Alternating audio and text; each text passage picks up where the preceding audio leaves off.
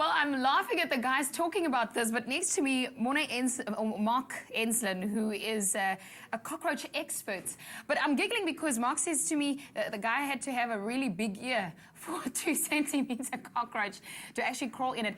Mark, I can't help but getting shivers when I think of anything crawling into your ear while you are asleep. You know, I want you to answer this question and just put us to rest. Cockroach expert, you've been in the pest control industry for 20 years. Yes. You've seen the worst. Yeah, I think so. You think so? Let's get to the questions. Why do you think a cockroach would first of all climb into your ear? I mean, what is the likelihood of this happening to any one of us? Ilona, I must say to you that is a very strange thing, a cockroach climbing into somebody's ear. By nature, they're thigmotropic, which means that they actually like enclosed or very small spaces. So they enjoy to be touched or to be, I suppose it's the opposite of claustrophobia, really, if you take it like that, okay? So, yeah, they would climb into a tunnel, and I suppose if that's the tunnel, but the question is, was the guy's ear very dirty, or did he have so many roaches that they had nowhere else to live except in his ear? You know, what's the worst thing in terms of cockroaches that you've seen in a house? And the worst that I've actually seen is where the cockroaches are, the walls and the cupboards aren't white any longer. They're brown from the fecal deposits. Wow. But in general, that cockroach, Ilana, would be a different one from this one. It's a slightly smaller cockroach that tends to live in your kitchen. When do they come out? Is there a season for them in our houses? Like summer, they're not there, winter, they come out to play? Actually, probably the opposite. You would find that your cockroaches are more prolific in summer and less prolific in winter because they breed better in summer, so they breed quicker. So, yeah, summer would be the season where you would see more roaches. Now, listen, the one time that I did find one, someone said, "Don't kill it, stop!" And I didn't know how to get it out of the house. Now, I'm not going to touch a cockroach. What's the best way to get rid of them?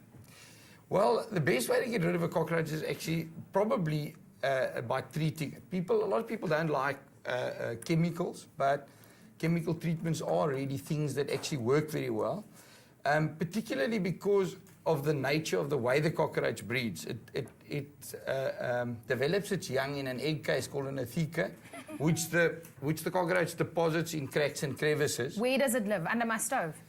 Well, any warm sort of spot. Oh. And there are hundreds of those cockroaches, so just spraying on the surface doesn't eliminate them. Yeah. Because the young are always there to take their place. And they come out to play. So they breed quicker than you can kill them. Yeah. Someone once said to me, use banana peels and put them around the house. Do those things work?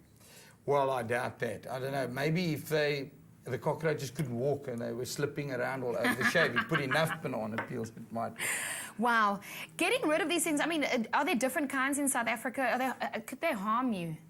Well, look, there's about 4,000 species of cockroaches all over. Of the 4,000, however, there are very few that are domesticated, that bother us. In South Africa, particularly, we have a problem with... The biggest problem is probably the German cockroach. It's about a 10-millimeter golden brown cockroach. Then you've got an American cockroach, which lives mostly in drains. Well, and that's the big flying guy. Yeah, I saw that. You know? Can they eat our clothes, our food, our They do. children? Well, they wouldn't eat your children. But they would eat basically absolutely anything from glue, cloth, cotton, food residues, decaying matter, anything. I've read ones that they can withstand any condition, like severe radiation and heat. Can they really withstand that? They say that. But what's more interesting about them is the fact that a cockroach, if you chop its head off, can actually live for probably up to a week or two. Because of its breathing mechanisms, it doesn't need its head and its mouth, and eventually it'll die of dehydration and lack of food because it doesn't have a head. You can actually put a cockroach in water for half an hour and it'll probably survive because it can hold its breath for about 40 minutes. So if you've got a lot of time on your hands, you can actually try drowning the cockroach. No, we're not going to try anything.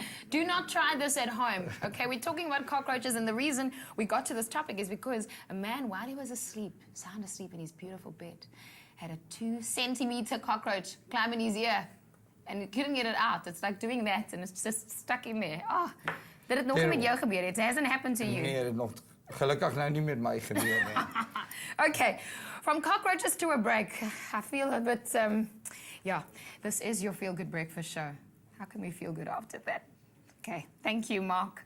Pleasure. This is a break.